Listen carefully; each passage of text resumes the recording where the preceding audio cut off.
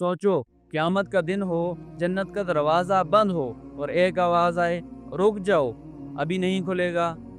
रसूलुल्लाह सल्लल्लाहु अलैहि वसल्लम ने फरमाया, क़यामत के दिन में जन्नत के दरवाज़े पर आऊँगा, उसे खोलने की इजाज़त मांगूंगा। दरवाज़े का मुहाफ़िज़ पूछेगा, आप कौन हैं? मैं कहूँगा, मोहम्मद सल्लल्लाहु अलैहि वसल्लम।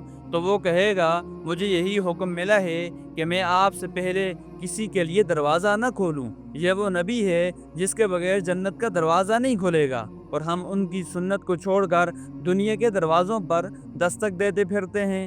हम हुज़ूर नबी अकरम सल्लल्लाहु अलैहि वसल्लम की मोहब्बत का दावेदार हैं, मगर उनके रास्ते से दूर किस मुंह से क़यामत के दिन उनके पीछे चलेंगे? कल जब वो जन्नत का दरवाज़ा खटखटाएंगे और दरवाज़ा खुलेगा, तो क्या हम उनके पीछे होंगे या कहीं और अपने गुनाहों के बोझ तले शर्मिंदा? अभी दरवाजे बंद नहीं हुए, अभी तौबा का दरवाज़ा खुला है।